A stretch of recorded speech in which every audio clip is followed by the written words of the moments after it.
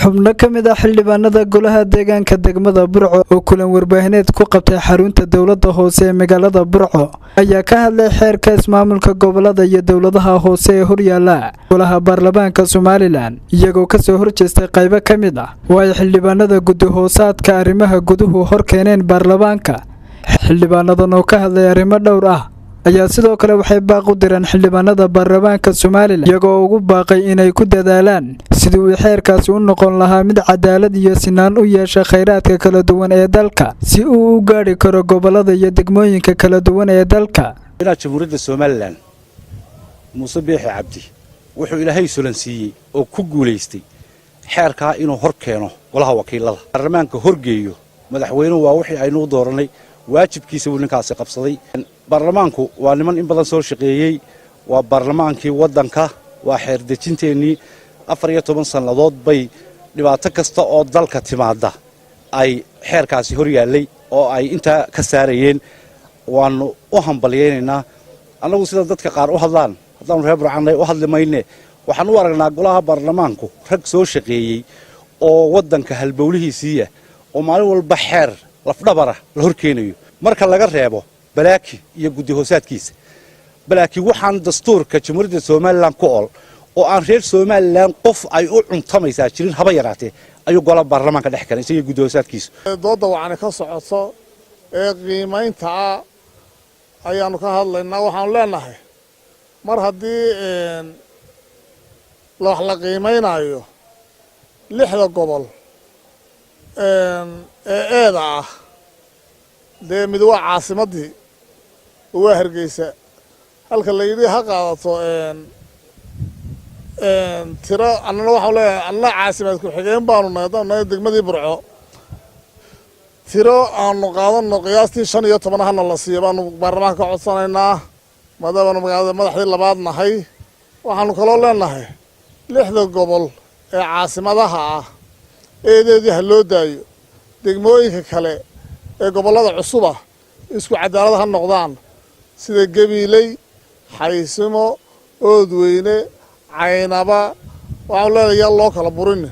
inay cadeeyeen xeerkii uu gariiqaanku soo gudbiyay ee ahaa xasanada oo kale markuu ka hadlayay inaan qodobka aanay ku darin madaxweynuhu aanay dawladdu ku darin aanay isagu ku darin in xildhibaan la soo doortay ee xasanada laga qaado oo la yiraahdo goladegan arintaas uga mahadnaqna shalay uu cadeeyay gariiqaanku inuu ku darsaday ninka la yiraahdo balaaki iyo guddidiisu ay ku darsadeen arintaas runtii oo arin aad iyo aad u qaldan guddi hoosaadka arrimaha gudaha ee balaaki hogaaminaya ay ku kooban tahay waana wax qalad runtii waxa kale oo mahadnaqina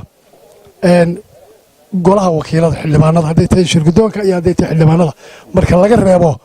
marka laga reebo guddi balaaki iyo guddi hoosaadkiisa oo iyagu runtii khiyaamo qaran sameeyay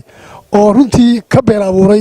dawladda iyo madaxweynaha oo ka been abuuray golihii ay ka tirsanaayeen oo ka been abuuray runtii shuruucii dalka inaan wax aan madaxweynuhu la ogeyn oo golahoodu la ogeyn inta xeer ku soo balaaki gurigiisa ku soo sameystay oo qarsoodi ku keenay golaha wakiilada runtii arintaasi arin fadeexad way noqotay Soomaaliland waa xeerkii ummadda dhaqaayay waa kii ka u dambeeyay jiilka u dambeeyay iyo jiilka maanta joogaba hagaayay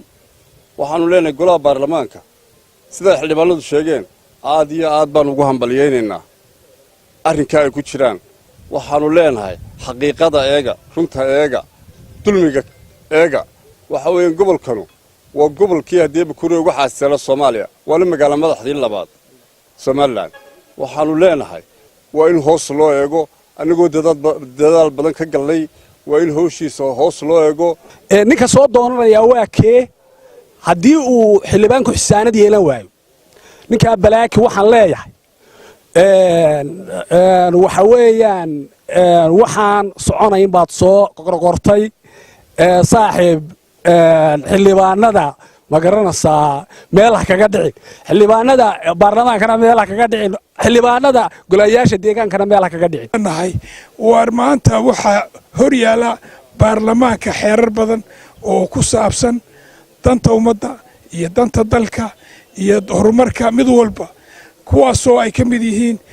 xeerarka doorashooyinka, kuwaasoo ay ka mid yihiin midaynta dhaqaalaha. waxaanu leenahay maanta jaanis wanaagsan baa haysataan, madaxweynuhuna wuu idinkala garab galayaa haddii ilaa ka dhigo war magac iyo taariikh ka taga. guud ahaan xildhibaanada kala duwan ee golayaasha deegaanka dalka ayaa arrintan si isku mid ah uga soo wada horjeestay. waa Cabdiqani Baafo, warbaahinta STN, magaalada Burco.